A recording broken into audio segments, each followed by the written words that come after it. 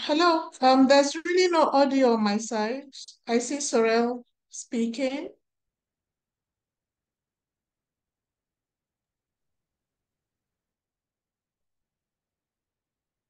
Hello, Fatima. It is Hello, we can okay hear you now. now.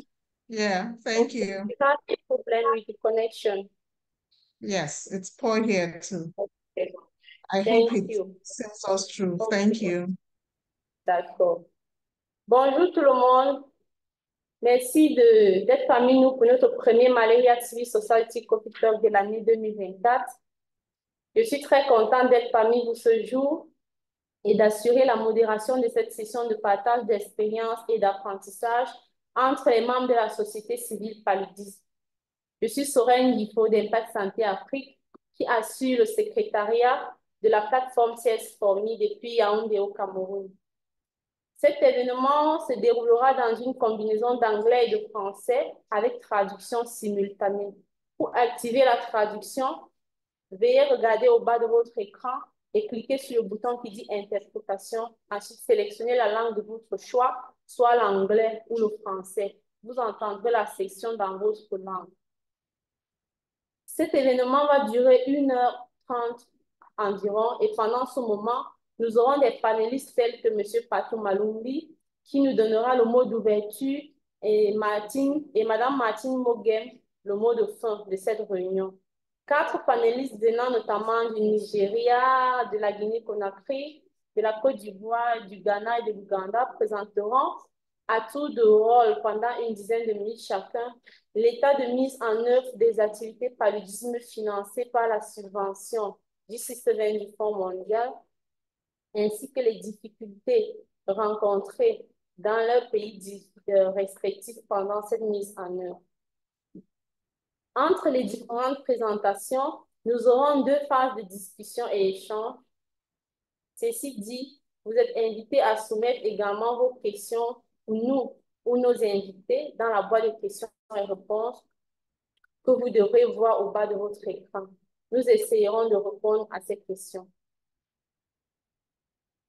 S'il vous plaît, à titre de rappel, cet événement sera enregistré et diffusé sur nos réseaux sociaux.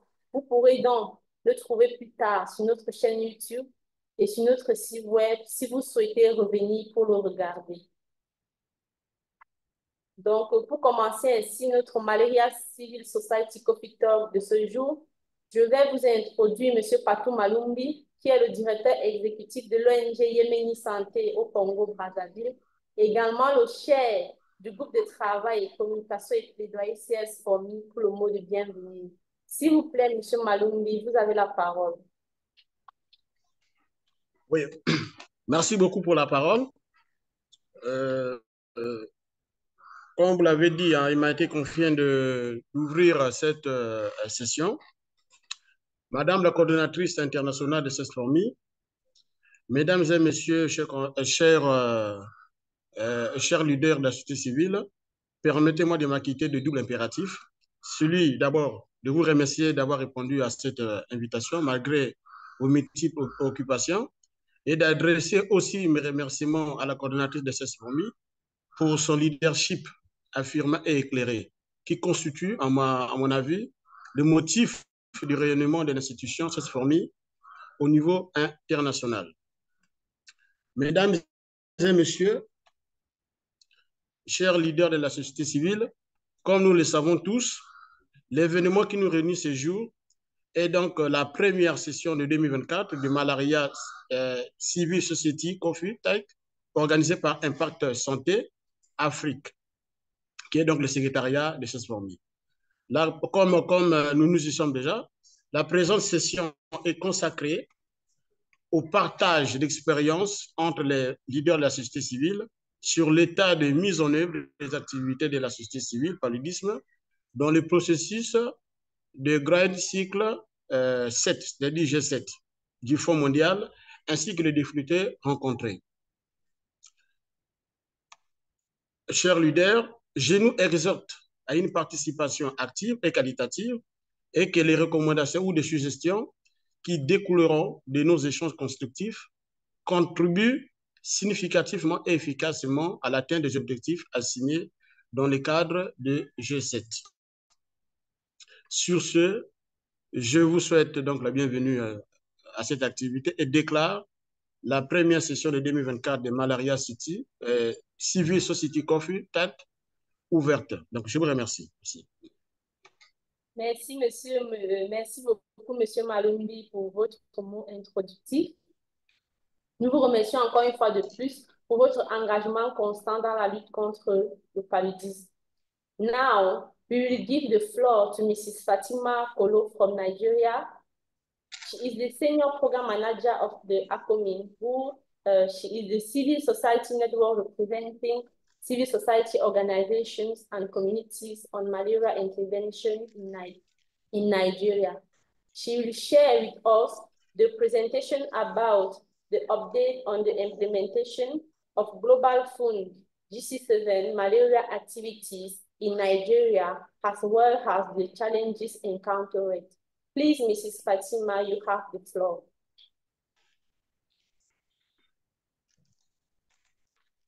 Thank you, Sorel, and good morning, colleagues. Thank you for the opportunity to speak on the Nigerian experience.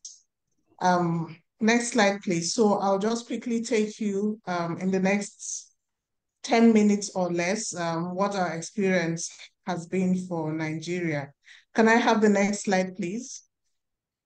Next, thank you.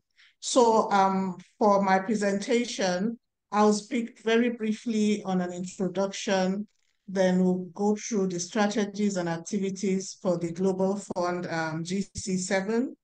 We'll also talk about how far we have gone with implementation for the GC7, a few challenges we have faced during implementation.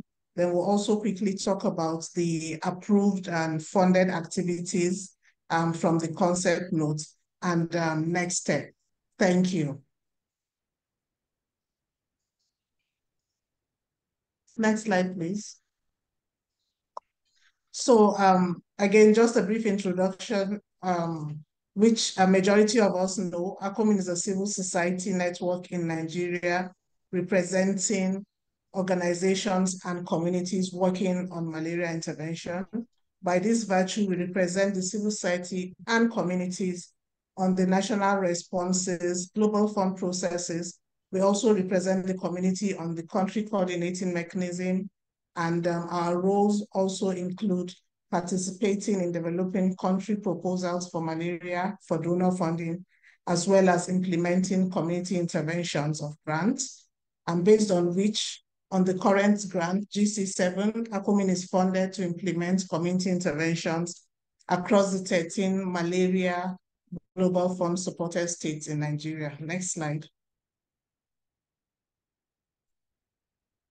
So for the GC7, we have quite a few strategies and activities that we're implementing on behalf of the communities in Nigeria, mainly around 3 areas as approved by the Global Fund on the concept notes.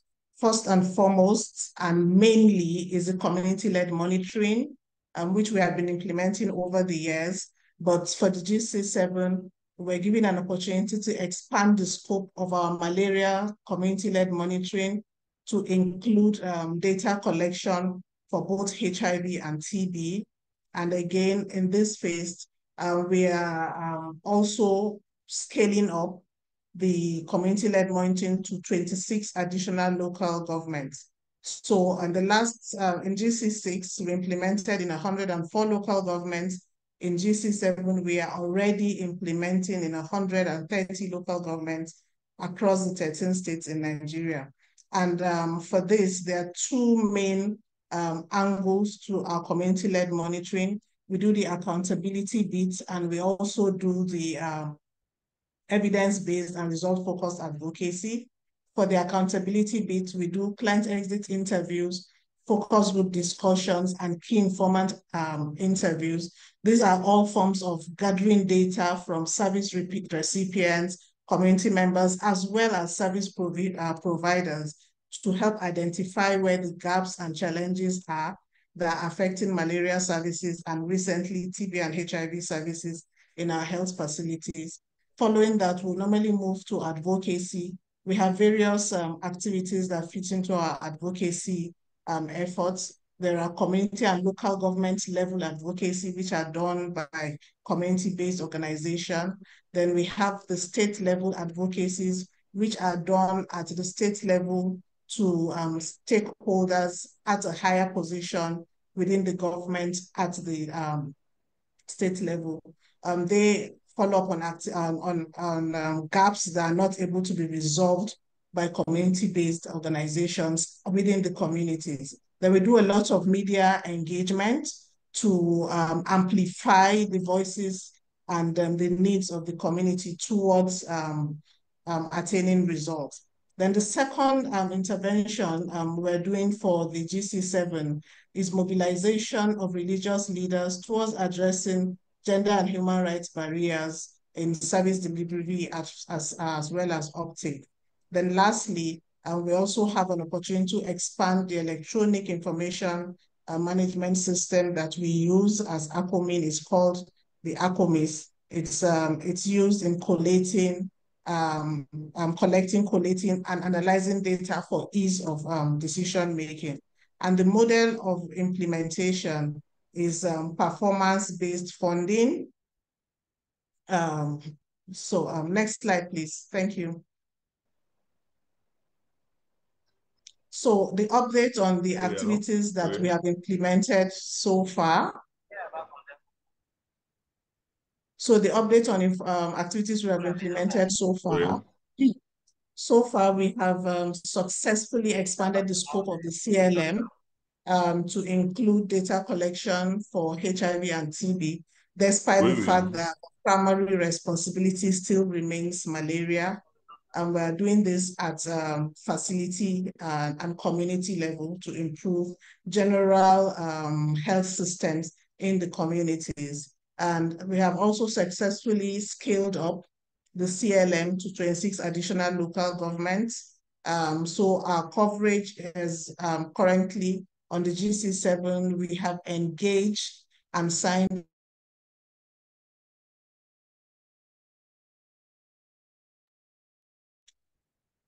So our coverage, we have now signed contracts.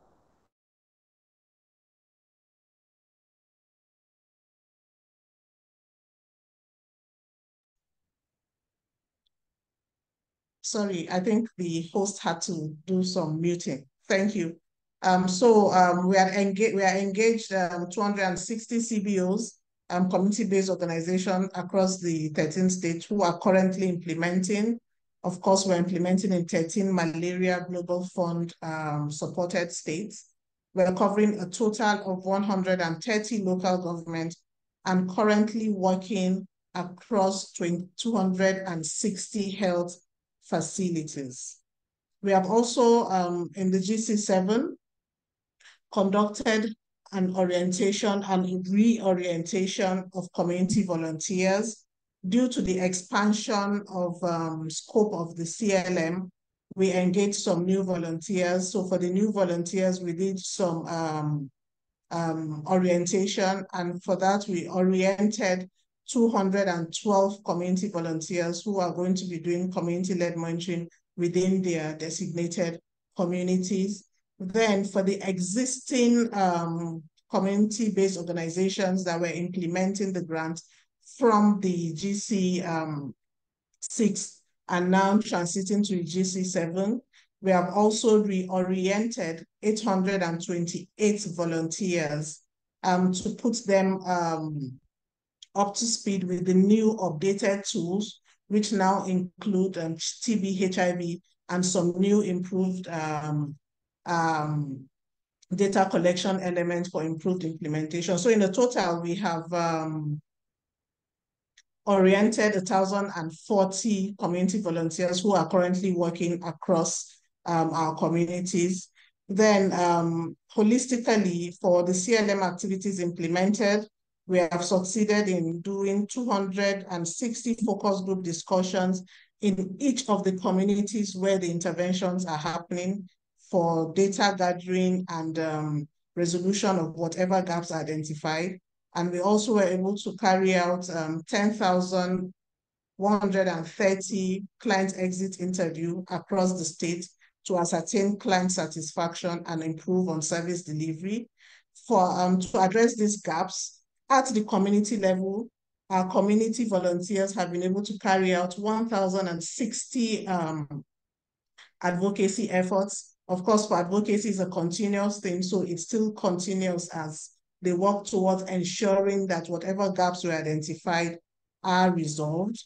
We have also had a monthly coordination meeting across all the states. We've had 2 of such meetings where CBOs come and share experience and also share with other implementers in the state gaps that were identified on the field that they are expected to address.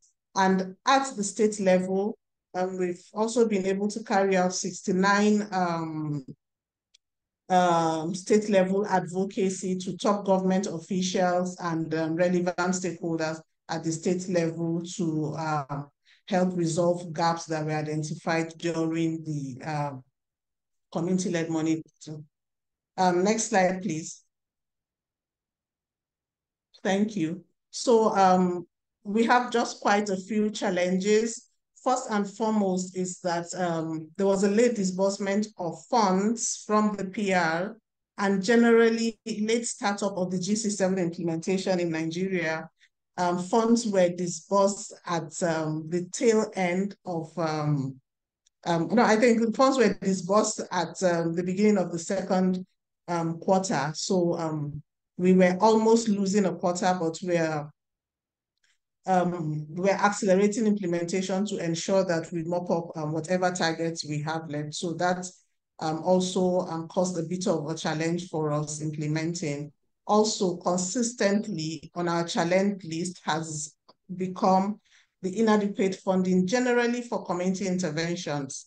And for us, particularly in Nigeria, the current inflation and continuous rise in cost of living and interventions has made it extremely difficult for us to comfortably carry out these interventions. So those are the challenges we're facing currently. Next slide, please.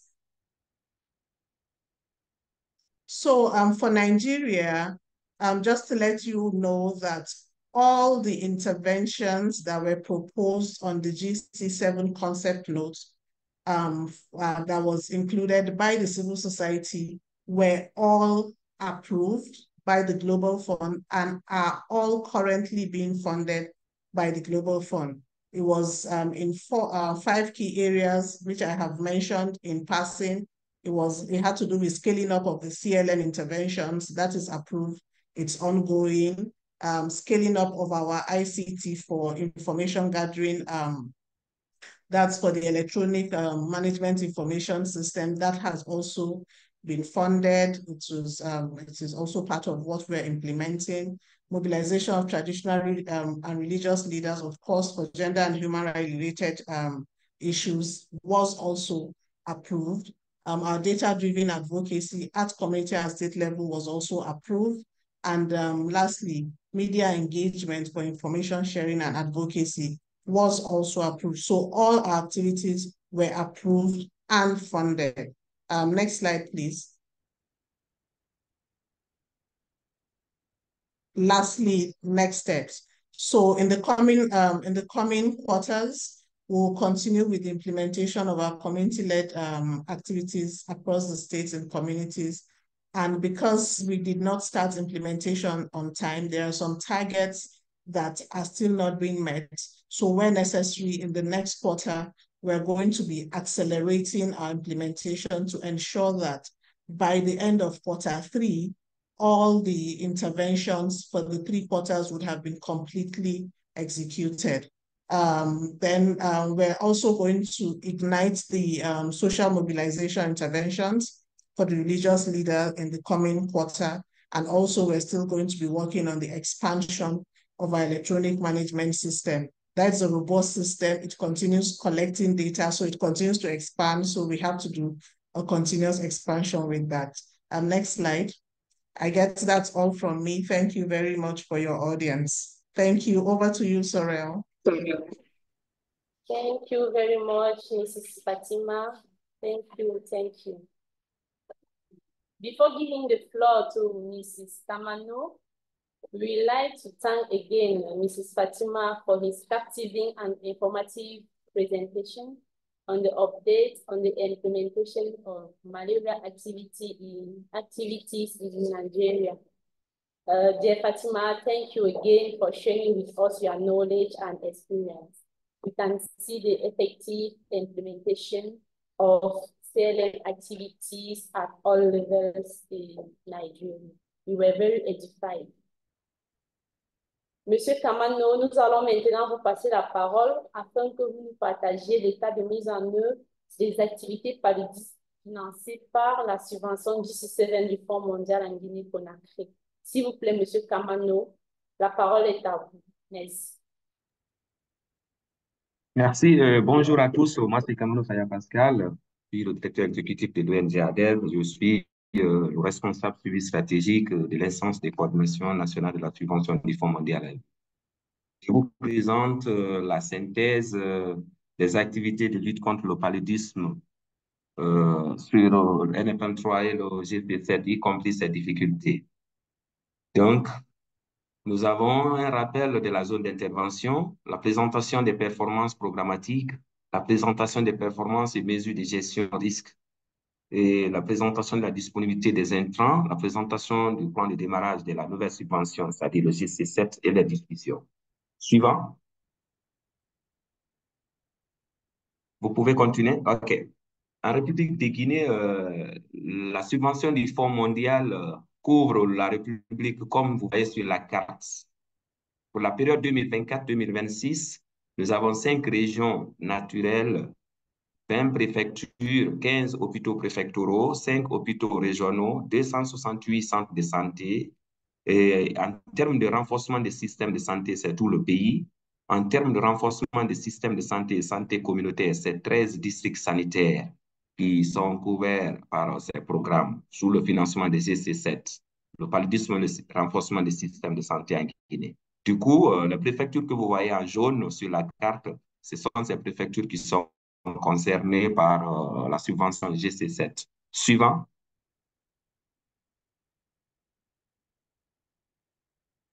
Slide suivant, s'il vous plaît. OK, ici, nous avons les performances programmatiques par année de la subvention du Fonds mondial qui vient de finir le NFM3. Nous avons nos cibles, nous avons le S1, c'est semestre 1, les cibles de 2021 à 2023. Donc, pour ceux qui voudront avoir plus de détails, le slide pourra être partagé par Madame Aguifo. Suivant.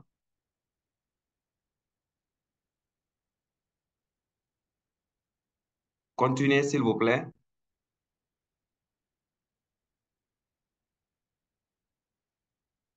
Slide suivant, s'il vous plaît.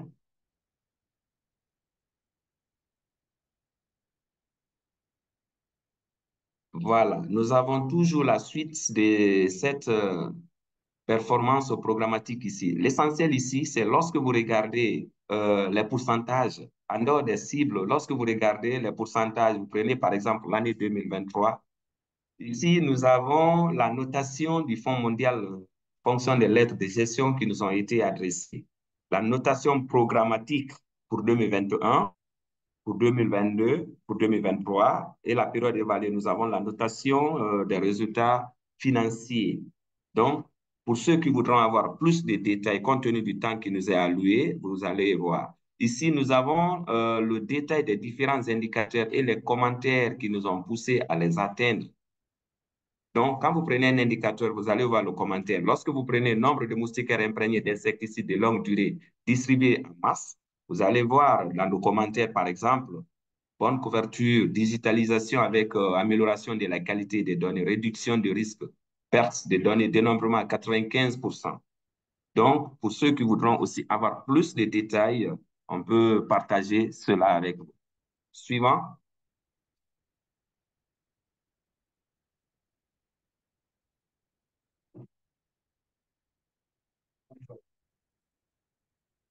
Suivant. Nous avons déjà parlé de la notation financière là. Voilà. Ici, voici les résultats de la lettre de gestion que nous avons reçue pour ceux qui sont appuyés, par le Fonds mondial. Vous avez souvent ces différentes notes qui sont ici. Nous avons l'ajustement administratif, nous avons les notes de résultats et vous avez les différentes couleurs qui sont là. Et nous avons nos taux qui sont en bas ici. Pour le pays, nous étions d'absorption à 85%, le taux d'utilisation du budget à 90%. C'est ce qui est l'essentiel dans cette présentation. Slide suivant. Slide suivant. Voilà, ici nous avons le taux d'utilisation du budget et des différents décaissements effectués au compte de la subvention, le NFM3 et le C19RM. Globalement, comme je l'avais dit tout à l'heure, les montants sont portés ici. Nous étions à 98 pour le NFM3 et 93 pour le C19RM pour une absorption globale de 97%.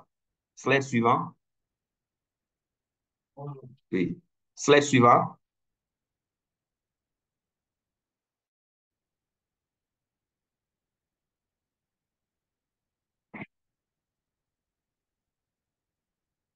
Slide suivant, s'il vous plaît. Voilà, ici, nous avons la présentation de la disponibilité des intrants et des principales difficultés. S'il vous plaît, revenez, revenez.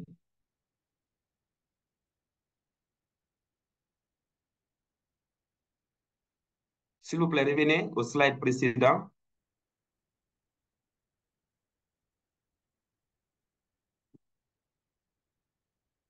Voilà, ici, nous avons la présentation de la disponibilité des intrants. Vous avez quitté sur le slide en question, s'il vous plaît.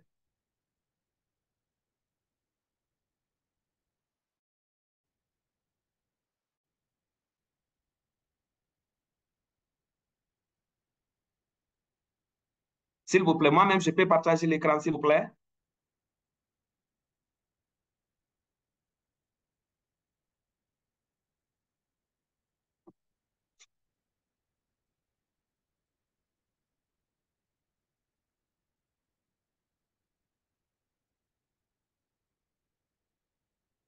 Ici, je disais, nous avons la présentation des intrants et leurs difficultés. Lorsque vous prenez un intrant, là où c'est écrit désignation et produit, vous allez voir le conditionnement, vous allez voir le sol théorique, ainsi de suite. Au niveau des commentaires, vous allez voir les difficultés rencontrées par rapport à cet intrant. Suivant.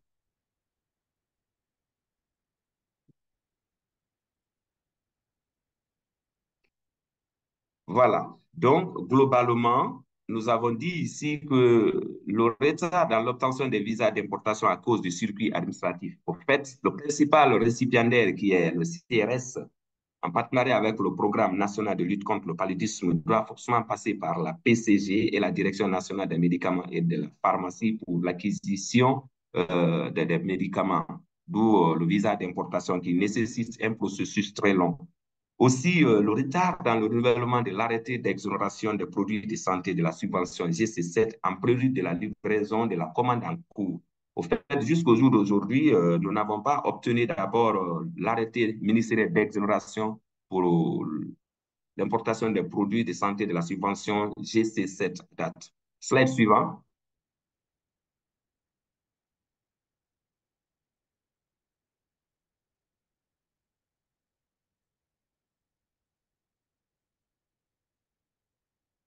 OK.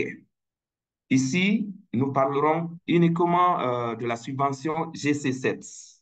Pour le cas particulier de la Guinée, tous les PR et les SR, quelques SR ont été reconduits directement du NFM3 sur le GC7. C'est la particularité ici, avec les négociations avec le Fonds mondial, les 3 PR ont été reconduits automatiquement sur la subvention GC7. Il n'y a pas eu de changement d'activité, il y a eu juste une révision des cadres stratégiques nationaux et un ajustement des activités, des anciennes activités, et le calcul des indicateurs et la révision du cadre de performance. Donc, du coup, toutes les activités qui étaient dans le NFM3 ont été reconduites dans le GC7. C'est ce qui fait que vous ne verrez pas pour dire que telle activité n'a pas été prise en compte, ou bien telle a été prise en compte, ou bien telle a été omise. Du coup, le plan de démarrage de cette nouvelle subvention pour 2024-2026, il y a eu l'évaluation de la performance des SA 4 sur 5, c'est-à-dire 4 ont été reconduits sur 5, que vous voyez le nom plan Child Fund, FMK et aussi bien Sérécoré.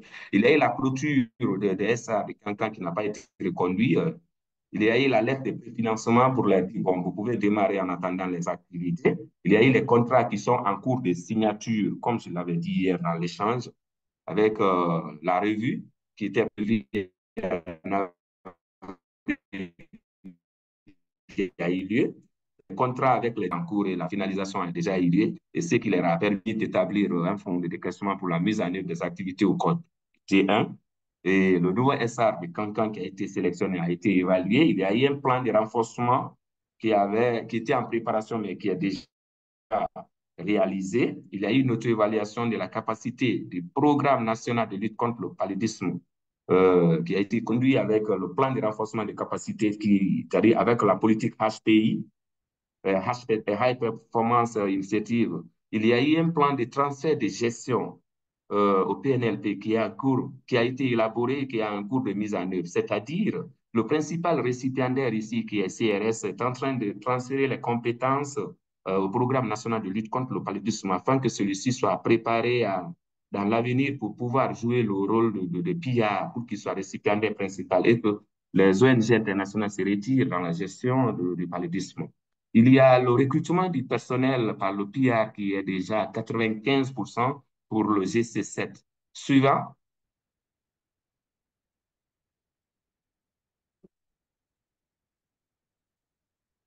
Voilà. Il y a le plan d'action opérationnel qui est déjà élaboré pour 2024 et les entités de mise en œuvre de T1 ont été évaluées. Il y a eu l'atelier de révision des outils de la chimioprévention saisonnière du paludisme et la planification de la campagne 2024 qui sont déjà planifiées au niveau national. Il y a la participation dans l'organisation et le financement du Forum de la santé communautaire. Peut-être vous avez vu le Fonds mondial qui est venu au mois d'avril ici pour ce forum. Il y a eu la contribution à la conduite de l'enquête SARA, la commande des militaires, les moustiquaires à imprégner de longue durée d'action, la campagne de routine qui est prévue dans la plateforme Vambo où nous lançons la commande. Ce qui est en perspective, il y a l'organisation d'un atelier de tous les sous-récipiendaires sur le GC7 et le C19RM qui a eu lieu les 16 et 17 avril à Conakry, la finalisation des signatures des contrats de toutes ces entités de mise en œuvre, la participation au Forum de la santé communautaire et le lancement du GC7 et la JMLP en avril. Le GC7 pour la République de Guinée a été lancé le 3 mai 2024. Donc, ce n'est qu'à partir du 3 mai 2024 qu'on a effectué la clôture du NFM3 théorique et le lancement officiel du GC7. Du coup, c'est ce qui fait, on ne peut pas vous donner exactement, voici ce qui est déjà fait, voici ce qui n'a pas été fait. Il n'y a que des préparations et les activités qui ont été menées pour clôturer d'abord le NFM3 et continuer, parce que c'est les mêmes activités qui continuent, ce n'est qu'un changement de phase ou d'appellation. Il y a eu le décaissement des fonds OSA sur la base des contrats signés. Il y a eu l'évaluation des PAO au compte du TN, des activités qui ont été planifiées. Slide suivant.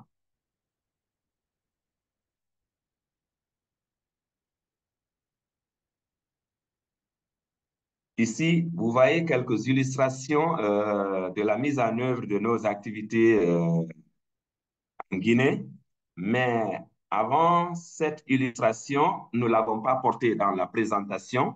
Nous avons quelques défis que nous pouvons porter à votre connaissance pour la mise en œuvre du GC7 au compte de 2024-2026. Ces défis sont entre autres la mise en œuvre des engagements de l'État liées au cofinancement pour compléter le déficit en intrants, l'augmentation et la pérennisation du financement de l'État pour soutenir les acquis de la politique de la santé communautaire, l'harmonisation du calendrier de livraison des intrants du budget national de développement et du Fonds mondial, plus d'investissement sur les prestataires de santé communautaire et trouver des moyens plus efficaces de les motiver à rester tout en étant productifs. Contribution de l'État à la finalisation de la construction du nouvel entrepôt de la pharmacie centrale de Guinée où il a eu incendie dans les années antérieures. Donc, ce sont ici quelques principaux défis que nous rencontrons dans la mise en œuvre du paludisme en République de Guinée. Je vous remercie.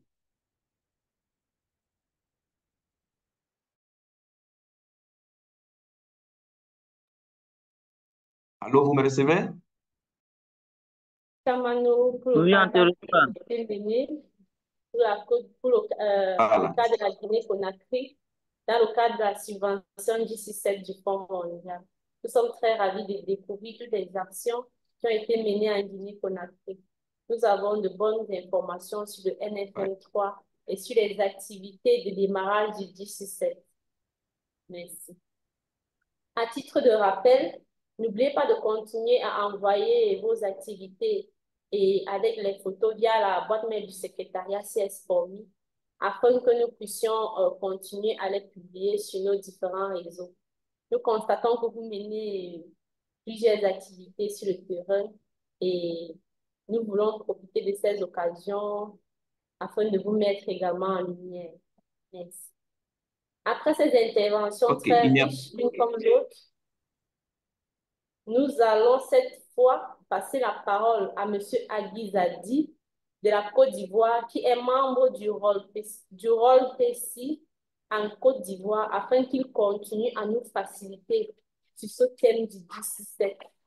S'il vous plaît, M. Agui, vous avez la parole. Sorel. Merci beaucoup, Sorel. Effectivement, je suis M. Aguizadi. Vous m'entendez? Oui, allô? Très bien, monsieur. Oui, Zadi, on t'entend très bien. Hein? Bien, d'accord, merci. Donc, je suis M. Aguizadi. Je suis chef de projet sur d'abord le NFM3 et le GC7. Donc, j'ai le plaisir de vous présenter de manière brève les activités du GC7. Je voudrais d'abord, je suis membre de l'EUROPSI, comme vous l'attendez si bien, l'EUROPSI, c'est le réseau des organisations de lutte contre le paludisme en Côte d'Ivoire, dont je suis le fondateur et en même temps président de l'ONG Côte d'Ivoire Charité. Donc, j'étais sur le terrain dans le cadre du dénombrement de la distribution universelle des MIDA. Et c'est hier que je suis rentré précipitamment pour pouvoir vous présenter quelque chose. Alors, donc, je voudrais vraiment demander votre indulgence pour la qualité de cette petite présentation. Ceci étant dit, l'Europe aussi est membre de la plateforme des réseaux effectifs engagés dans la lutte contre le VIH-Sida, la tuberculose et le paludisme. Donc, je me suis concentré sur l'état d'avancement des activités du GC7. Ainsi donc, le GC7 a débuté depuis le 1er janvier 2024. Le lancement a été fait en février 2024.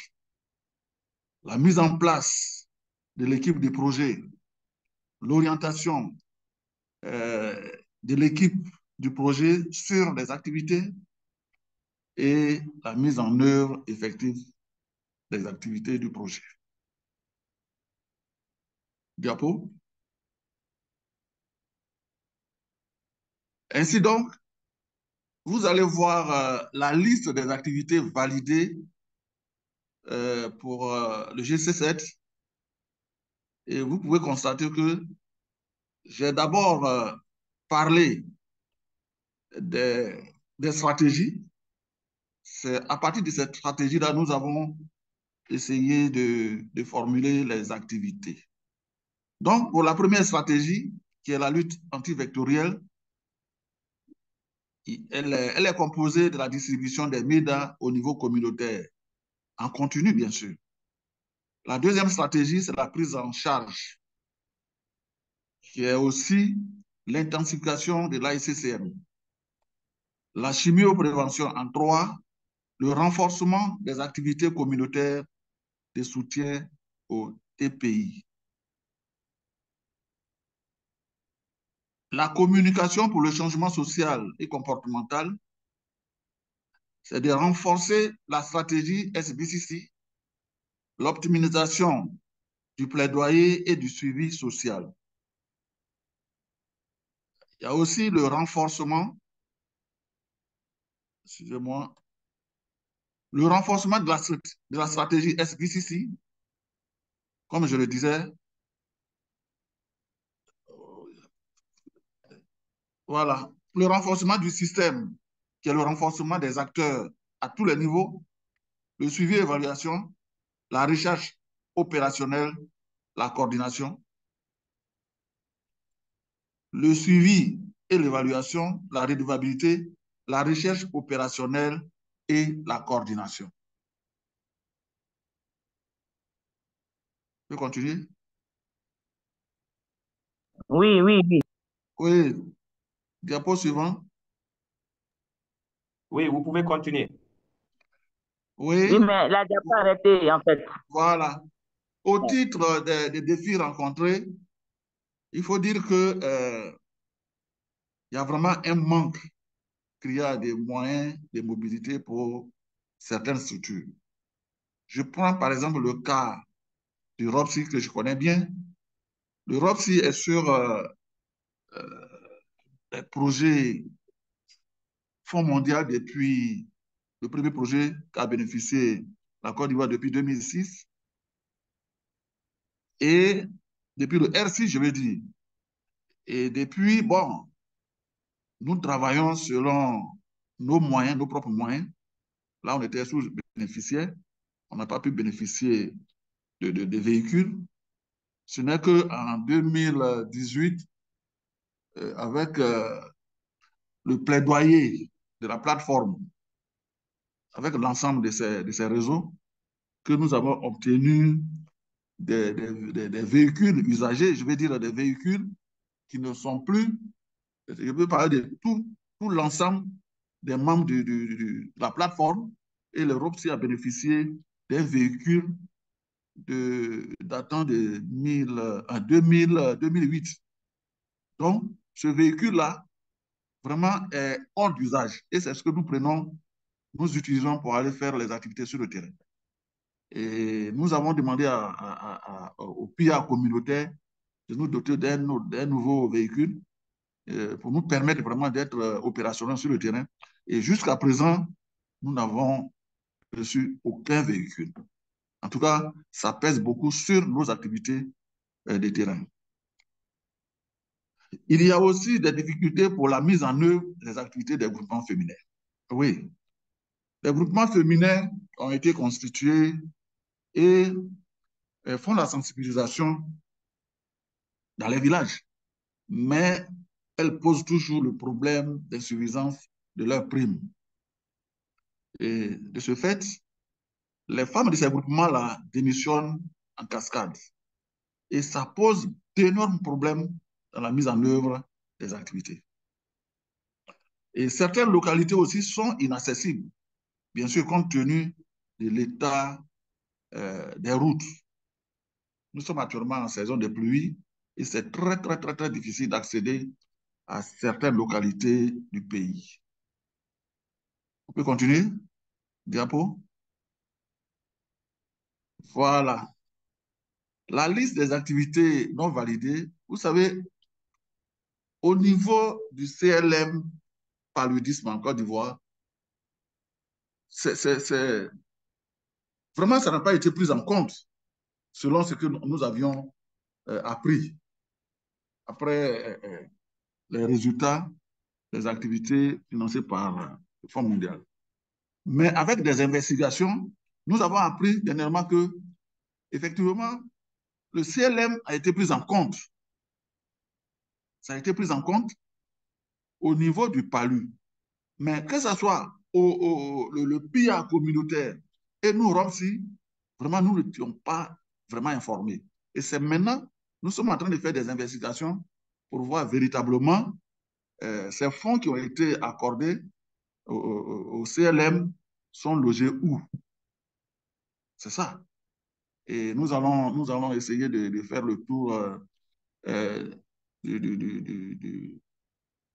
la Direction générale de la santé, au niveau du CCM, pour voir véritablement comment est-ce que nous pouvons rentrer en contact de ces fonds-là, ou alors de ceux qui gèrent ces fonds-là, que nous mettions en œuvre les activités CLM paludisme.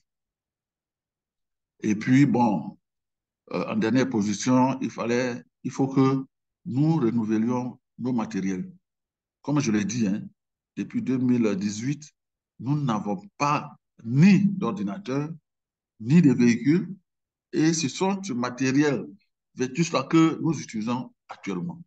Alors donc, au niveau de nos défis, vraiment, il faut que toutes ces choses soient renouvelées pour que nous soyons vraiment opérationnels sur le terrain. Diapo. Voilà. Pour ce qui concerne les prochaines étapes, eh bien, il faut finaliser les activités déjà en cours. Les activités ont commencé. Nous sommes au deuxième trimestre. Donc, il faut finaliser le PAO du deuxième trimestre et puis commencer les activités qui nous sont assignées. Et nous allons toujours continuer la discussion avec le PIA communautaire paludisme pour la mise en œuvre du CLM Palus en Côte d'Ivoire, parce que pour nous qui sommes les communautaires, nous pensons que c'est important pour que cette stratégie-là soit vraiment mise en œuvre pour le bien de nos communautés et surtout aussi pour nos populations qui sont dans des zones endémiques. Parce qu'ici en Côte d'Ivoire, il y a des zones, c'est vrai que tout le pays est endémique, mais il y a des zones qui sont très, très, très, très endémiques. Et cette stratégie-là serait vraiment la bienvenue dans ces zones très endémiques. Voilà. Donc, comme je le disais au début, je n'ai pas pu prendre en compte les activités du NFM 3. Comme je le disais, je suis arrivé hier, j'ai pu faire quelque chose. Mais nous restons en contact pour que dans les jours à venir, je puisse vraiment faire la situation totale, globale, pour que je puisse vous envoyer tout ce qu'il faut pour que vous soyez vraiment informés. Sur ce, je voudrais vraiment vous dire merci et à bientôt. Merci, Monsieur Agui. Nous vous remercions pour cette présentation. Nous constatons déjà qu'il y a beaucoup d'éléments instructifs dans la présentation que vous nous avez partagée. Nous constatons également qu'il y a la non-prise en compte des activités de CLM paludisme dans la note conceptuelle paludisme J6 de la Côte d'Ivoire. Donc, pourtant, le mécanisme CLM, nous le savons, est d'une importance capitale dans la lutte contre le paludisme. Donc, merci à vous. Nous allons maintenant passer à notre première phase de discussion où nous vous donnons l'opportunité de poser des questions, où nous donnons l'opportunité aux participants de poser des questions directement à nos panélistes. S'il vous plaît, donc nous prions toutes les personnes qui voudraient intervenir à lever la main afin que l'on active son micro pour la prise de parole. Mais déjà, nous pouvons constater dans la boîte de discussion qu'il y a déjà quelques questions qui ont été envoyées à nos différents panélistes. Donc, je pense que je pourrais les lire afin que nos panélistes essayent de nous donner des éléments de réponse. Pour la première question, je vois c'est Gisèle Takalea qui a écrit cette question pour M. Kamano. Elle demande, est-ce qu'il mène en ce moment le CLM? Si oui, peut-il nous partager quelques informations? Comment la mise en œuvre s'est-elle faite? Quels sont les acteurs qui pilotent ce CLM? Donc, voilà la question de Madame Gisèle. Et il y a également Monsieur Romuald Fedoun Pewe qui a également posé une question. Quelles sont les stratégies entreprises pour faire face aux défis mentionnés? S'il vous plaît, Monsieur Kamano, vous avez la parole.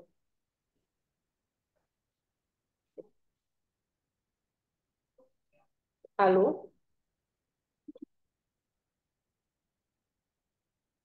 Monsieur Kamano, je ne Oui, sais alors, pas si un vous... instant, j'ouvre le document pour lui répondre avec précision. D'accord, merci. Oui, je réponds avec précision. TLM.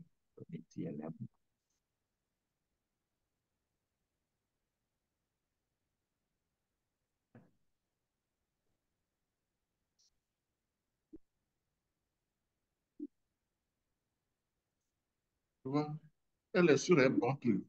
Et ça, là, c'est presque tous les pays d'Afrique francophone.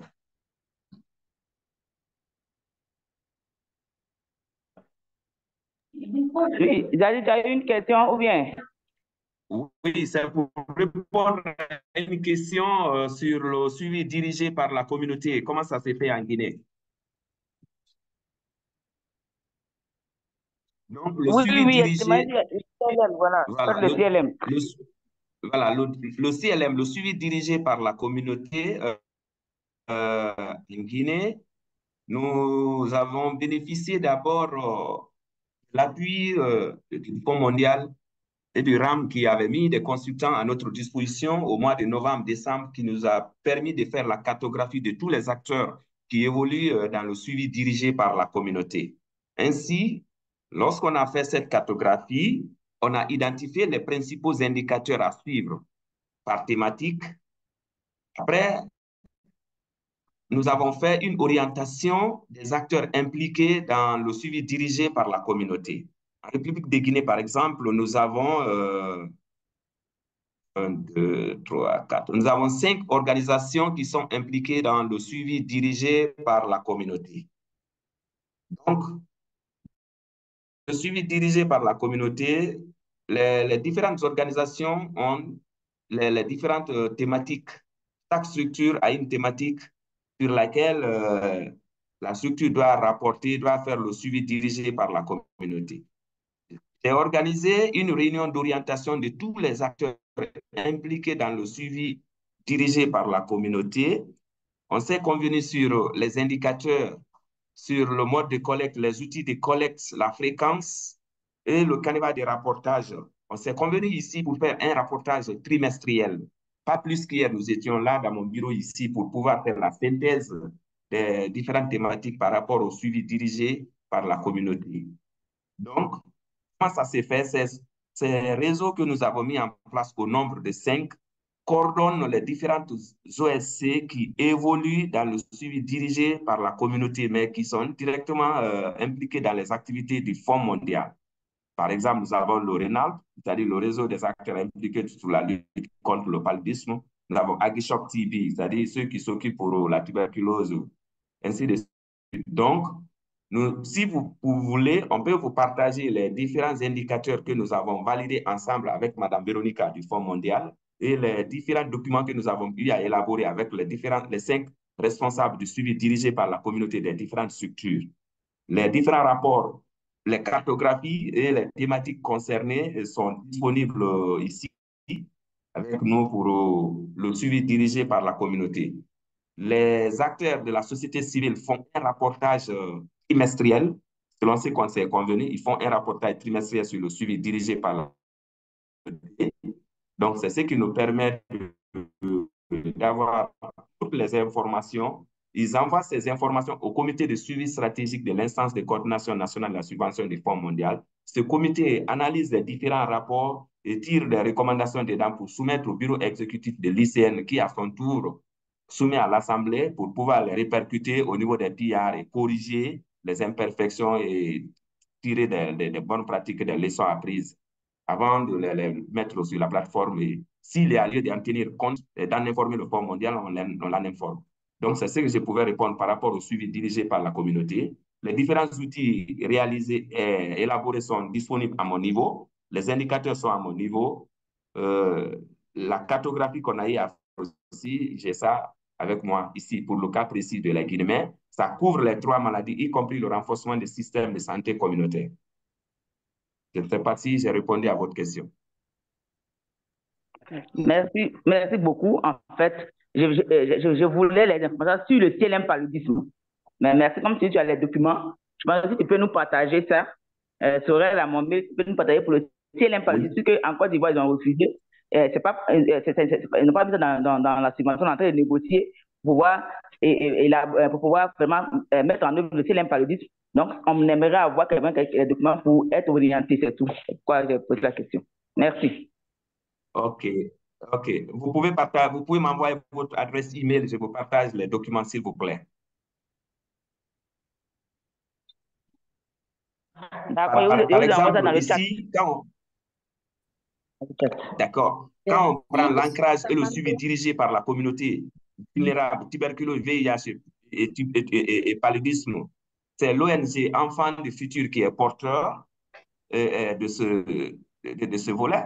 On prend l'Observatoire communautaire d'accès aux services de santé, c'est OCAS.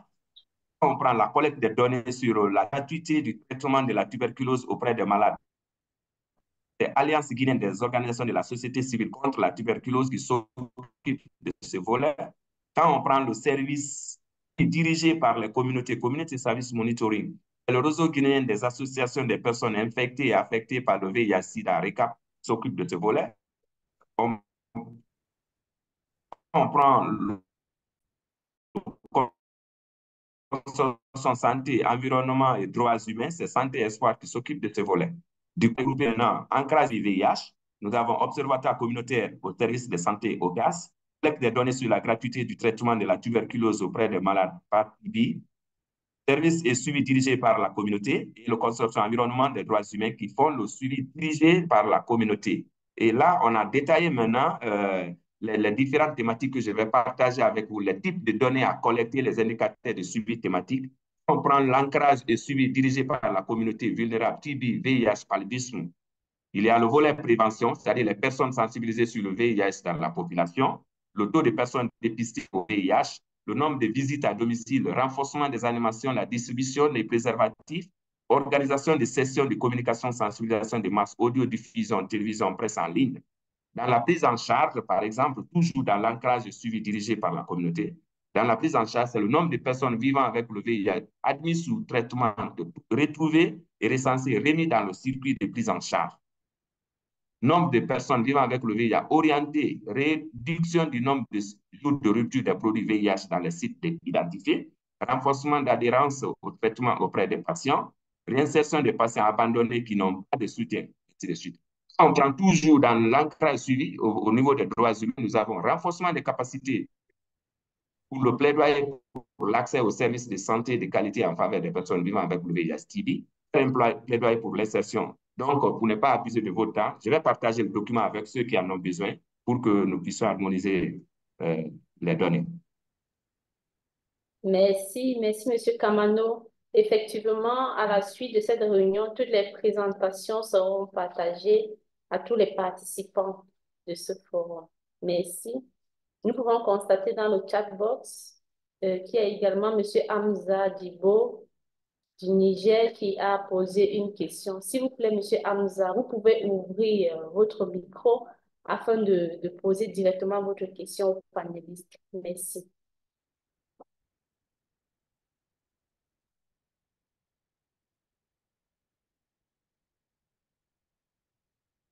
Ah oui, Hamza Dibo, oui. Notre consultant. Oui, merci beaucoup. Bonne arrivée. Oui, merci, M. Kamano. Ça va bien? Allô? Très bien, ravi de vous rencontrer de nouveau. Ok, merci beaucoup. D'accord, merci beaucoup. Donc, je remercie tous les panélistes et les différentes présentations, en tout cas très, très enrichissantes et vraiment pleines d'expériences et de leçons à tirer dans le cadre de la lutte contre le paludisme. J'ai une question et une contribution. La question s'adresse à Ropsi par rapport effectivement aux difficultés qu'il a posées pour le paiement des groupements de femmes. Parce que je me posais des questions. Oui, comment même vous arrivez à gérer le paiement des groupements de femmes? Parce que je sais que c'est très compliqué, même pour les avoir cartographiés, avoir comment même identifier quel groupement de femmes. Je ne sais pas vraiment comment vous êtes débrouillé jusqu'à aller euh, à proposer même de primes pour ces groupements de femmes-là. Je voudrais que Ropsi revienne sur ça pour qu'il nous partage un peu plus détaillé leur expérience par rapport à ces groupements de femmes. Parce que nous, ici, on a quelques difficultés concernant les motivations des groupements de femmes pour lesquelles nous sommes même en train de se dire que est-ce que nous n'allons pas trouver une autre formule que de les motiver directement. Maintenant, la contribution, ça concerne l'intervention de M. Kamano. Vraiment, je suis très content d'apprendre que en Guinée, les choses évoluent, puisque en fait, j'ai fait partie des consultants qui ont appuyé la Guinée par rapport effectivement au processus de mise en commun des différents CLM qui sont développés au niveau de la Guinée.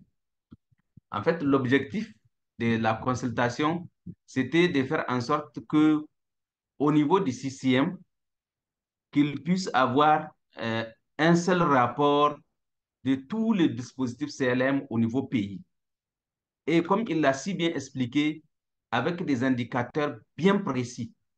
Et là, ça permettra aussi à l'ICN, surtout le comité de suivi stratégique, de pouvoir exploiter ces rapports-là parce que, en fait, les CLM, la valeur ajoutée, c'est que ça va au-delà, en fait, des informations qui sont collectées par notre système national de collecte de données. Donc, il y a des informations qui ne sont pas captées par le système national. Et donc, si on arrive à faire en sorte que tous les différents CLM, en tout cas toutes les différentes organisations qui mettent en œuvre le CLM puissent se retrouver en cadre de concertation pour avoir un seul rapport et que ces rapports-là puissent être remplis ou en tout cas mis en commun par rapport à un canevas proposé par l'ICN ou le CCM dans certains pays. Comme ça, tous les gens viennent, on se retrouve et on met ensemble toutes les informations et on remplit les rapports et on envoie un seul rapport à l'ICN. Et comme ça, l'ICN sera en mesure de pouvoir l'exploiter facilement et de pouvoir matcher ces informations-là qui sont remontées par les dispositifs des CLM avec les dashboards qui sont produits par les différents récipiendaires du Fonds mondial, que ce soit les récipiendaires principaux ou les récipiendaires secondaires. Donc, ça va permettre au comité de suivi stratégique d'avoir une vue plus large, non seulement par rapport aux indicateurs clés qui sont insérés dans la subvention, mais par rapport aussi à d'autres informations qui sont remontées directement par les communautés. Donc, c'était ça que nous avons eu à faire au niveau de la Guinée. Et je suis très content que ce dispositif est en train d'avancer. Et je pense que c'est une belle expérience pour l'ensemble des pays pour que nous puissions vraiment être en mesure de pouvoir mettre ce type de dispositif et pouvoir être directement en contact avec l'ICN. Parce que dans la consultation, quand on avait fait les investigations, il y a beaucoup d'organisations qui mettent les CLM, mais dont ils ne partagent pas leur rapport avec l'ICN. Donc, vous voyez que c'était ça, en fait, un des points clés aussi qui a permis d'avoir fait cette proposition-là. Et je pense bien qu'au niveau de la Guinée, ça va être une bonne expérience pour le pays de l'Afrique francophone. Merci beaucoup. Donc, c'est ça que je voulais ajouter par rapport donc, à l'intervention de M. Kamal. Merci. OK. Allô? Oui, d'accord, merci. Merci, Monsieur Hamza. Merci beaucoup. Je pense qu'il y a également la question de Inza Daouda. Je Je ne sais pas, je pense que c'est mieux que nous continuions d'abord avec la deuxième session de notre webinaire, parce qu'à la fin, nous aurons également une autre partie pour une autre deuxième phase de discussion. Peut-être en ce moment, nous reviendrons certainement sur votre question en ce moment. Merci.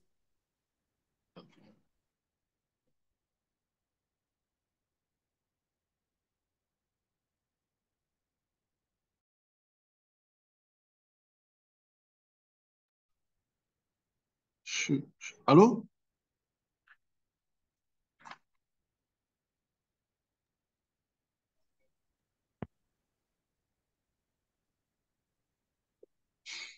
Merci. Nous sommes en train de passer à la suite de notre agenda.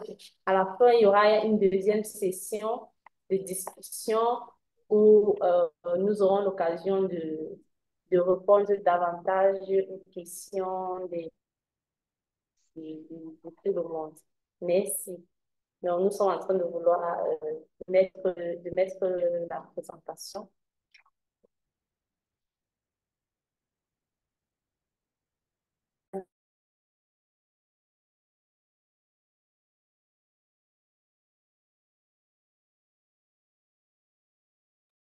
Ou en attendant, comme il y a un petit souci, nous pouvons rapidement répondre à la question de Insa Daouda, qui a posé une question dans le chatbot en disant, vous avez fait une intervention pleine d'expérience.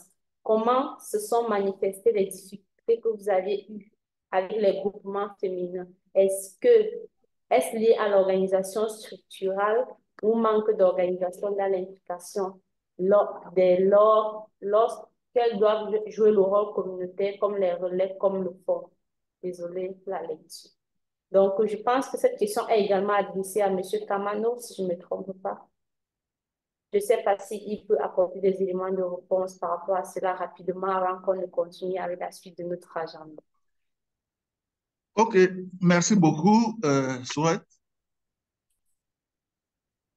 Pour donner un élément de réponse, ou alors des éléments de réponse à cette question de mon cher Hamza, il faut dire que l'identification d'abord des groupements féminins a été faite sur la base déjà des groupements existants, des groupements qui existent déjà dans la communauté, et surtout des groupements féminins. Des groupements féminins parce que dans les stratégies que nous avons proposées à l'écriture des rounds et GC7 passés. Hello? Oui. Hello? Oui, allô? Hello? Voilà donc. Please, this is Jonathan. Alors, dans ces groupements-là, nous avons constaté que au niveau de la SP, vraiment, ça ne bougeait pas du tout, parce que les femmes ne venaient pas à leur consultation prénatale très tôt. Et nous avons dit, avec ces groupements, puisque c'est une affaire entre les femmes, donc elles pouvaient se donner des idées, c'est-à-dire en partant au champ, au marigot, bon, elles se disent certaines choses qu'elles ne peuvent pas dire ça, qu'elles ne peuvent pas dire devant certaines personnes. Et c'est à partir de là, l'utilisation des groupements féminins est rentrée en jeu. Et ces groupements qui existent déjà sont organisés.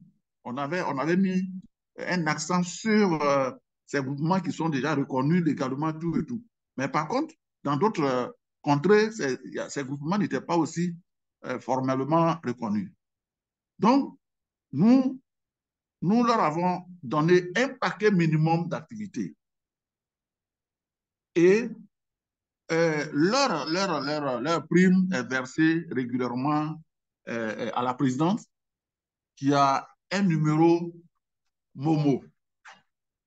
Et la prime, c'était 50 000 francs par trimestre.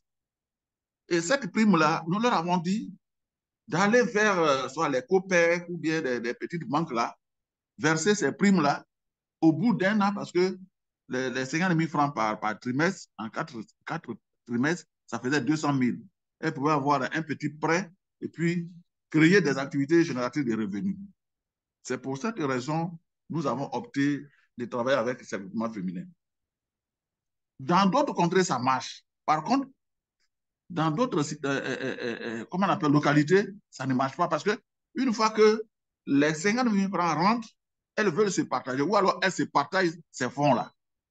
Donc, finalement, elles se sont dit, bon, les 50 000 francs par trimestre, si elles se partagent, parce qu'elles sont 10, elles se partagent chacune à 5 000, qui ne représente vraiment rien, 5 000 francs CFA. Et c'est ainsi, d'autres ont commencé à désister, et puis bon, ces groupements-là ont commencé à ne plus exister. Mais la stratégie est là. Le Fonds mondial a financé. Merci, monsieur Zadi. Merci vraiment. Merci pour toutes ces explications. Elles sont vraiment très instructives et informatives. Thank you again. Merci encore. Now we are going to hand over to our next panelist, who is going to continue talking to us about the Global Fund GC7 and its implementation in Ghana. Mr. Jonathan Teye is the chairman of the Ghana Coalition of NGOs in Malaria. He is also the chair of the CCM Working Group CS Forum. Please, Mr. Jonathan, you have the floor. Thank you. Okay, thank you very much.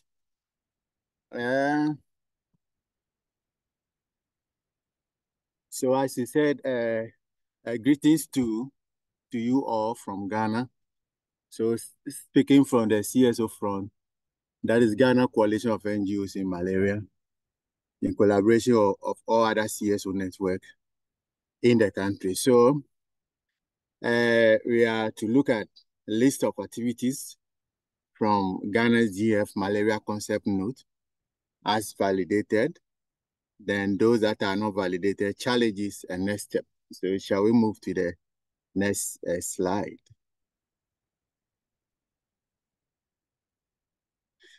Okay, so this is the activities as per the concept note, Malaria Concept Note, and the CSS that have been validated. So let's move on.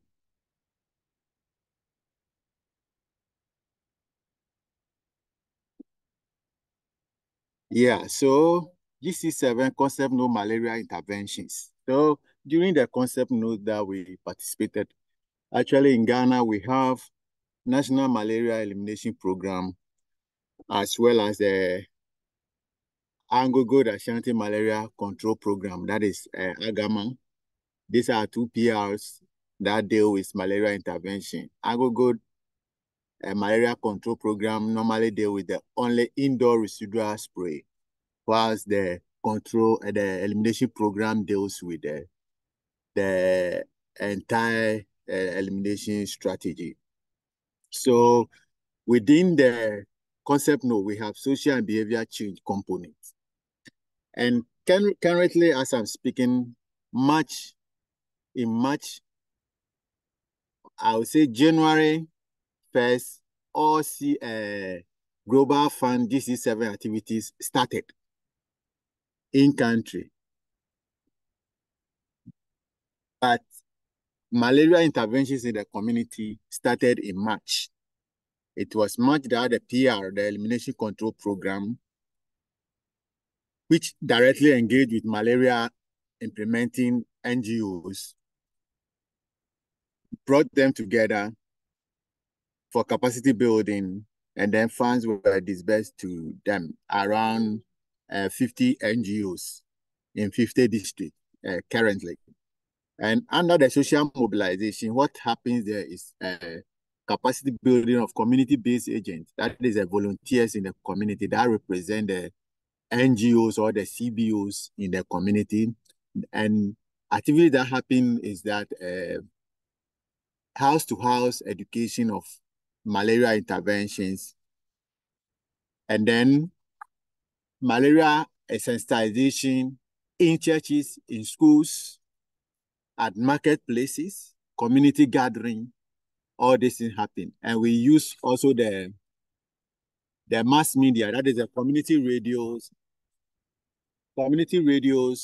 as well as community information centers and mobile van in this activity. So currently, we have the social and behavior change activity that is ongoing. And embedded in it is the second one, which is intermittent preventive treatment, IPTP in pregnancy. The CSOs or the NGOs in the community follow up with pregnant women in the community, register them, follow them up, and make sure that they go in for the SP, that is the sulfadosine pyrimethamine, where the therapy itself is the IPTP. So CSOs are currently involved much in this. But when it comes to drug administration, that is something that the elimination program is going to pilot, and NGOs are to be engaged on that. It's an approved activity, but the PR, that is the elimination program, is yet to stay or contact CSOs on that aspect. So shall we move on? So currently, drug administration, any information, CSOs have no idea, but this is something that have been prepared together with the elimination program, looking forward that they will engage the CSO to support in that area. So next slide. Okay, so we have another one, the intermittent preventive treatment for school children. So there is also a treatment that is going to be piloted under the GC7 in schools. So like how the intermittent preventive treatment for pregnant women, this one is going for children in school, because we know that malaria affects most, if it is pregnant women, then it is also more about children under 5. So that activity, and NGOs need to be engaged to sensitize the communities, and that activity too do approve, but yet for CSOs to be involved in that area. So far, we are only involved in the behavior change and the IPTP uptake. When it comes to malaria vaccination, though the malaria vaccination have been launched in Ghana, Ghana was part of the piloting. It was accepted, it has been launched by the elimination program, but CSOs were not involved in that area, I can emphatically say.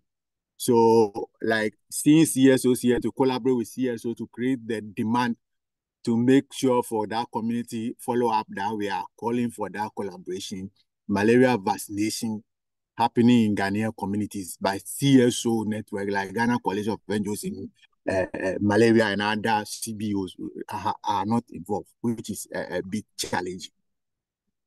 Then we come to the indoor residual spray that is done by the Anglo-Good Malaria Program, AGAMA. Yeah, so I think during the concept note writing, indoor residual spray, we also engage them strongly with together with the elimination program that we need to be involved. Hello? We need to be involved in the indoor residual spray, sensitize the communities, make sure we have all year round sensitization for the uptake of the indoor residual spray.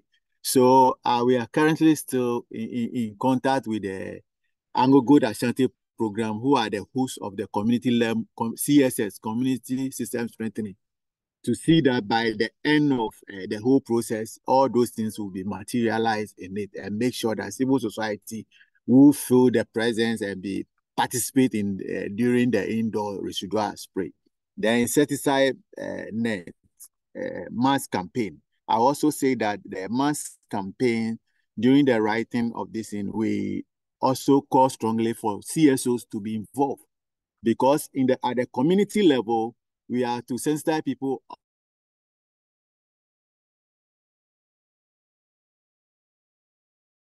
ownership to champion, have control to champion the right usage and things. Now, when you are the CSO or CBO and you are not involved in the distribution level and you are going to enforce for usage, they will tell you that even if they don't listen to you, Ghana Health Service will still bring it to them, which is challenging. That CSOs need to be the focal point because of the current global fund strategy, that the community at the center, all those interventions in the community, the CSOs in the community must be at the center to make sure that we have value for money. Then we have the a seasonal malaria chemo prevention. That one to it's stated that the civil society will be involved. It's also done in targeted district in Ghana, especially in the Northern Territory. But that one too, we are yet to receive any signal from the elimination program how they are involving CSOs.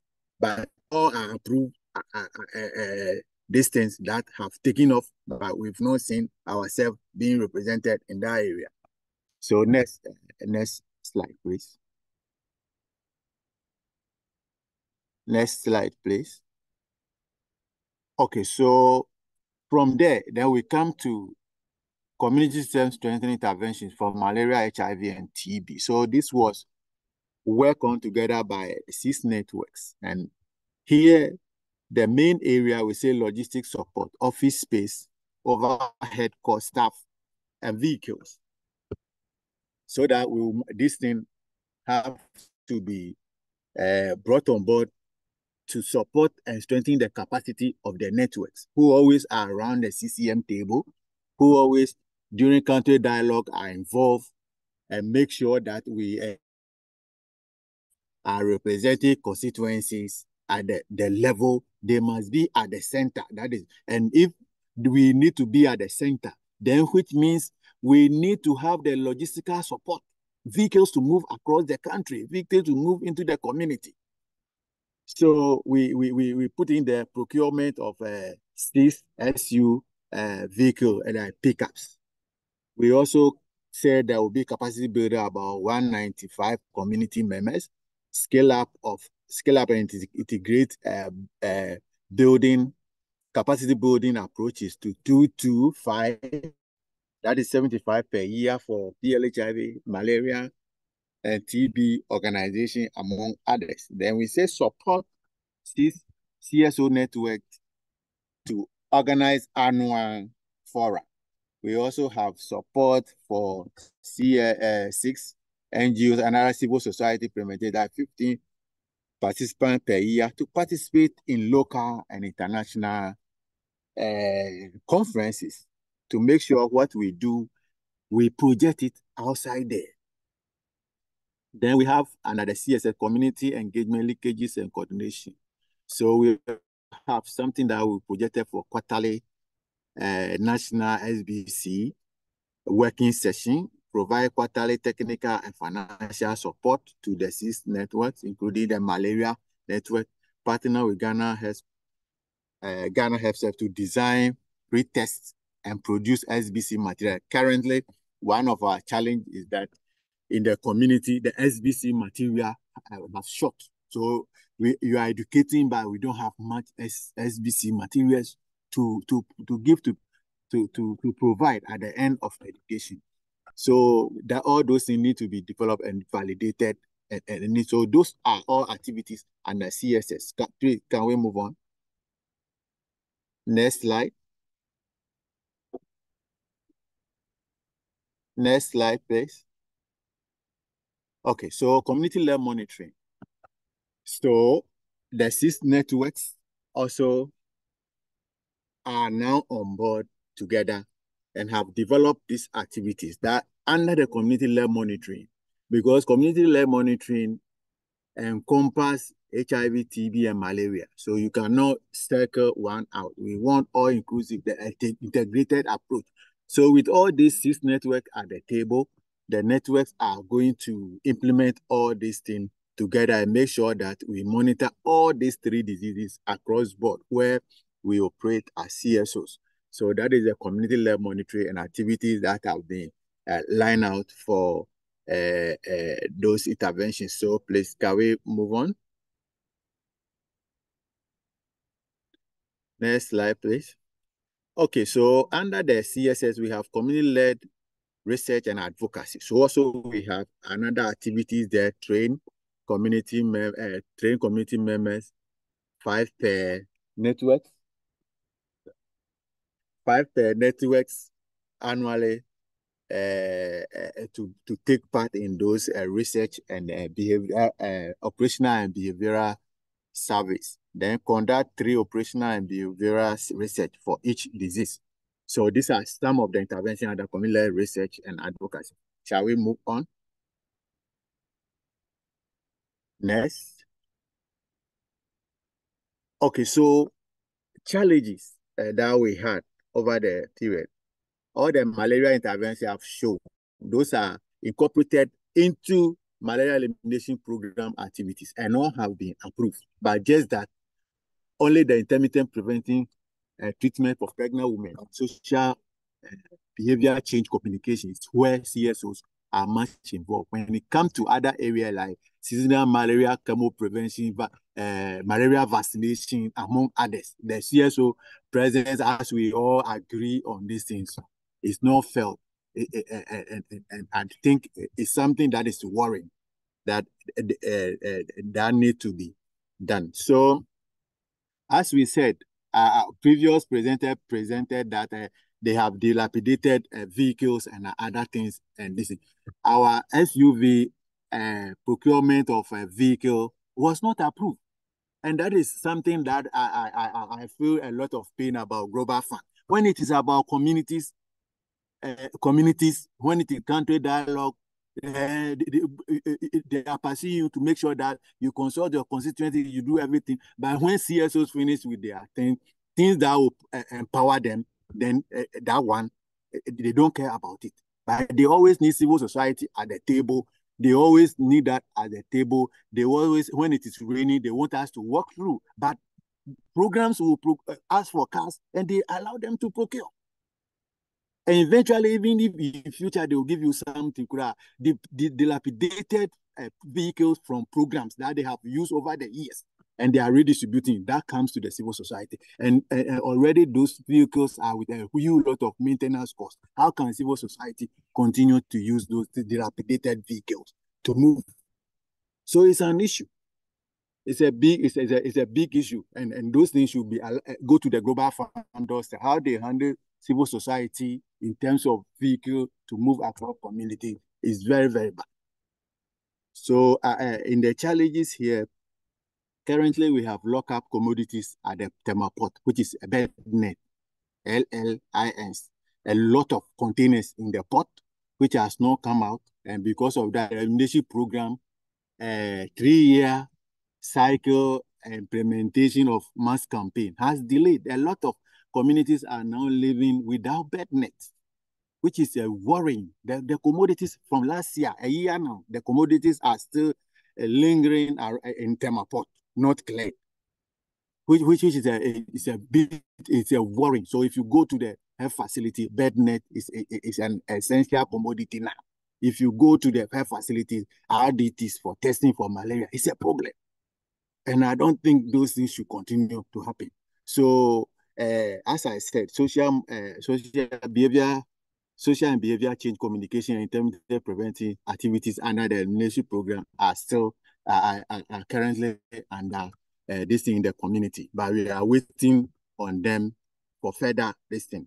CSS in Ghana has not yet started, and due to procurement of late consultant, and consultant is working for about 3 months.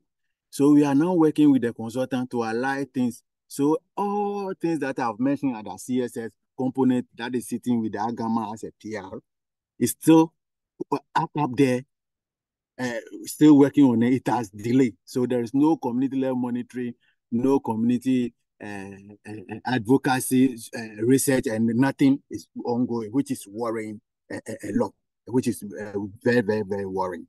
So as I said, the logistical constraint that is currently office space and all other things. Under the CSS, currently the malaria community have no money to pay for our secretariats, our staff, and everything because the CSS are delayed, and we are still looking up to it, which is a huge worry to us as a network. So the malaria community in Ghana, we are not in a good mood at all due to some of these challenges. Okay, next, please. Okay, so the next step is what I said, that we're currently engaging with the CSS consultant procured by the Global Fund to make sure that we align the activities and everything to kickstart the CSS. But things have delayed and it's greatly affecting network, especially the malaria network. in Ghana. So thank you all for the opportunity. And sorry, I have internet limitation because I'm at my countryside. Somebody will tell you that village. That's why you hear the fowls cry. So thank you. Of the implementation of malaria activity under the GC7 in Ghana. Your presentation was so instructive, so instructive. Thank you again. Thank you. You can see a number of challenges facing Ghana in the implementations of GC7, Grand Cycle 7. Thank you again. Now we will give the floor to our last panelist, Mr. Amuza, who is the National Coordinator of the Malaria and Childhood Illness NGO Network Secretariat in Uganda, to share with us the presentation about the GC7 in his country. Please, Mr. Amuza, over to you. Thank you.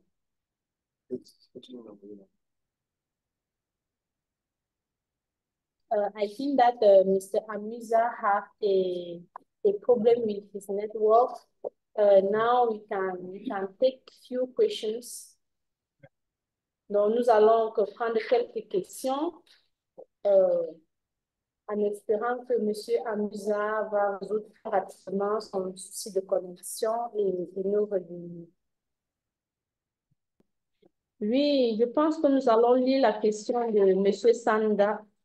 Il demande, j'aimerais savoir, c'est dans quel pays pour la présentation de Monsieur, Jonathan. C'est la présentation, sa présentation vient du Ghana, donc ce sont des activités qui ont été menées au Ghana. Également, la question suivante, c'est pourquoi les activités communautaires sont-elles limitées? Quelles sont les ONG retenues? Donc, ça, c'est pour le Cameroun. Non, ce n'est pas au Cameroun. Donc, voilà la question. Pourquoi les activités communautaires sont-elles limitées? Question. Est-ce qu'il y a des personnes qui voudraient intervenir? Oui, je vois la main de Mathias Moulumba. Oui, monsieur Mathias Moulumba, vous avez la parole.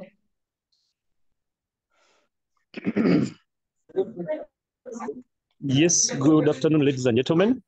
I'm Fodi Mulumba Matthias. I lead the coalition under, and I'm happy to be part of this forum for the first time.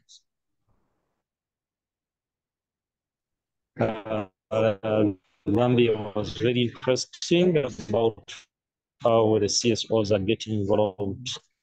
And my issue is just a recommendation that probably through this forum, we need to learn more, get more coordinated at the Africa level, so that we learn from our colleagues, because for us in Uganda, what we normally do, and we are not yet there, the way Zambia is, the way he has mentioned. So mine's a recommendation, but also some of our colleagues are already very well participating. Ours is we participate through the other mechanisms, like working with the government, working with other PR2, who is also a civil society. But how do we now get to manage? Want to learn from others, and probably what. Hello, Mr. Matthias. The connection is very bad. We are beyond.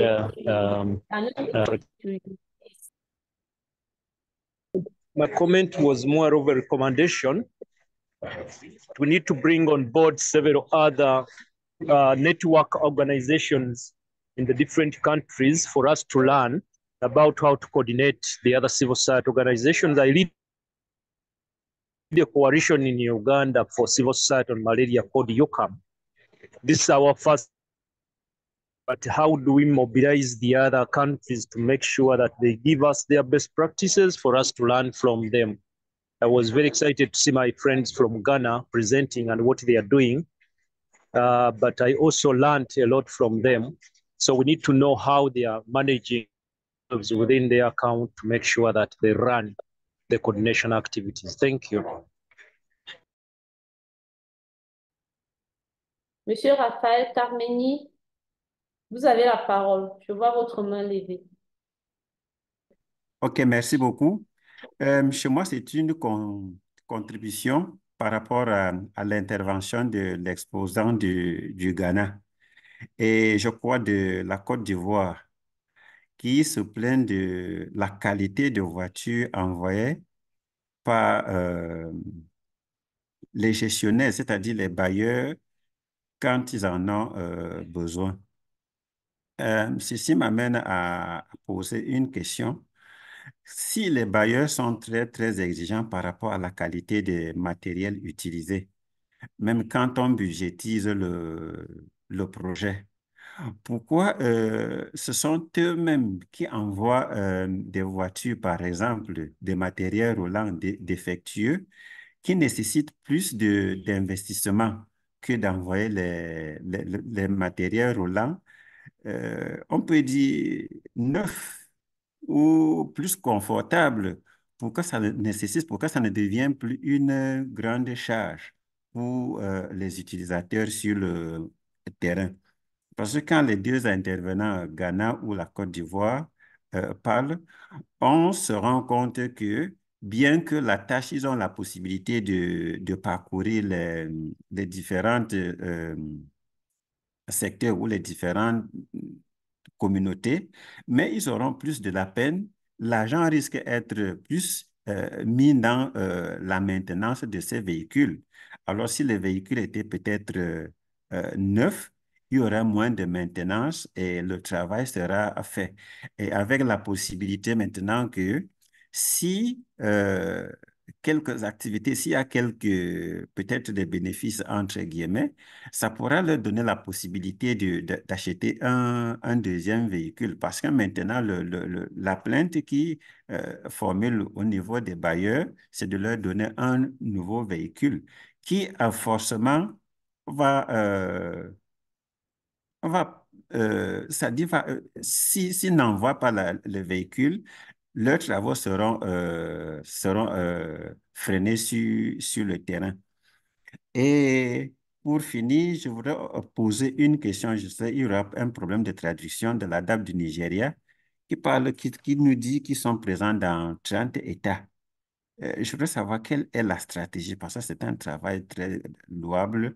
Comment est-ce qu'ils font, puisque le Nigeria est très large, comment ils font pour être dans 30 États? Je vous remercie beaucoup et je saisis cette occasion pour vous remercier de nous avoir intégrés, de notre intégration officielle dans la plateforme CS4Me. Merci beaucoup.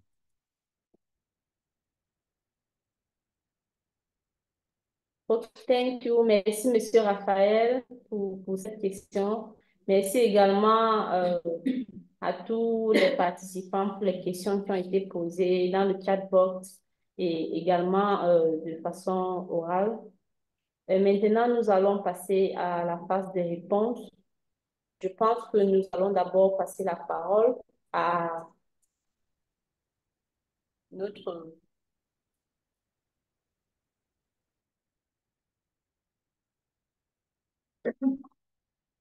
Oui, je pense que nous allons passer la parole d'abord à la Côte d'Ivoire pour répondre à la question qui a été posée par M. Carmeni concernant les véhicules. Merci. Bien, merci beaucoup. Merci à M. Raphaël. Surtout cette question, elle est très importante. Comme je le disais, en fait, le véhicule dont je parle, que nous avons reçu, ne devrait pas être un véhicule pour la mise en œuvre de nos activités de terrain. Je dis que c'était des véhicules qui étaient déjà sortis sur les différents projets et que nous avons fait un plaidoyer pour que ces véhicules-là reviennent au réseau pour leur permettre de faire leurs courses administratives, tout et tout. Donc, ces véhicules-là ne peuvent pas être utilisés pour la mise en œuvre des activités. Et c'est ainsi, au niveau de l'Alliance Côte d'Ivoire, elle a donné, cette structure a donné ces véhicules-là aux réseaux qui sont affiliés à Alliance, tels que les réseaux de VIH, TB, ainsi de suite. Et nous, au niveau de ROPSI, nous aussi, nous avons reçu un véhicule, en fait, des dons que nous avons reçus pour que nous puissions aussi faire nos courses administratives. Donc, ce n'était pas pour la mise en œuvre des subventions. Et le véhicule que nous avons reçu date de 2009. Donc, il ne peut pas, avec le kilométrage, il ne peut pas être sur un projet. Et ça, c'était depuis 2018 que nous avons reçu ce véhicule. Donc, avec le NFM2, dans le plan d'action du partenaire, il y avait un nouveau véhicule qui devrait être mis à la disposition du ROPSI. Et c'était dans le plan d'action. Et ce véhicule, nous ne l'avons pas reçu. Et quand nous l'avons réclamé, ils ont dit non, ils ont commandé des véhicules et que si ça vient, ils vont nous octroyer ce véhicule-là. Et jusqu'à aujourd'hui, nous ne l'avons pas reçu. Nous sommes rentrés en contact avec le CCM. Le CCM est rentré en contact avec eux. Ils ont dit, bon, comme ils ont commandé des véhicules, quand ça va venir, ils vont donner un véhicule, un nouveau véhicule. Et jusqu'à aujourd'hui, ce véhicule-là ne nous a pas été donné. Et ce véhicule que nous avons reçu en don est maintenant un véhicule vécu. Est-ce que vous voyez? Donc, ils nous ont dit, bon, vous pouvez prendre ça pour travailler en attendant qu'on vous donne un véhicule. Mais ça fait 2 subventions que nous n'avons pas de véhicule. Et la semaine passée, on était en une mission avec ce véhicule et il nous a lâchés sur la route. Et nous avons fait un rapport pour mettre ça à leur disposition. Et jusqu'à présent, ils n'ont pas réagi. Voilà la réelle difficulté que nous avons. Nous n'avons pas autre véhicule que ça. Donc, pour le moment, nous avons suspendu nos activités. Ils ont été informés, mais ils n'ont pas encore réagi. Voilà ce que je peux répondre Monsieur Zagui, merci. Merci pour cette réponse qui est très claire. Merci pour cette réponse qui est très claire. Et je pense que monsieur Raphaël a très bien compris ce que vous êtes en train d'expliquer. Maintenant, nous allons passer la parole à Madame Fatima du Nigeria afin qu'elle réponde à la préoccupation de monsieur Raphaël sur la stratégie d'intervention des activités dans les 30 États où ACOMIN travaille. Merci. Madame Fatima, à vous la parole. All right, thank you once again. Thank you.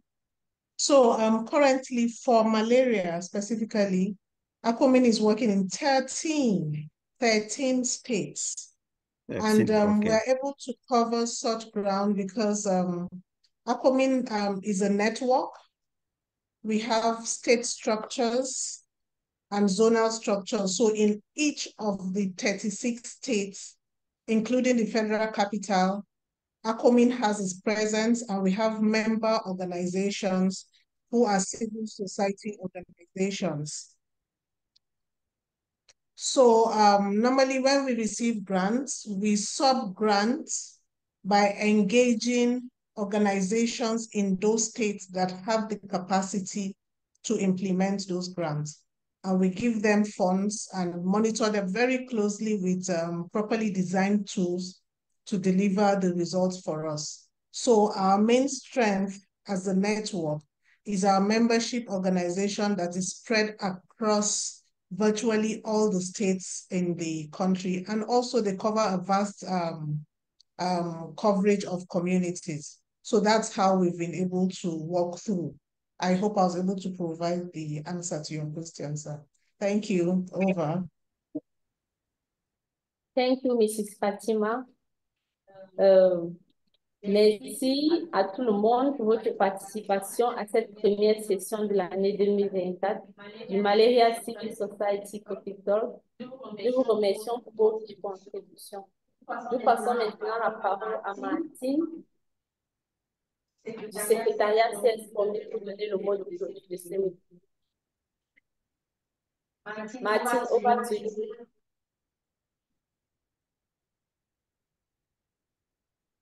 Okay, thank you so much, Sorel. Thank you so much, everyone.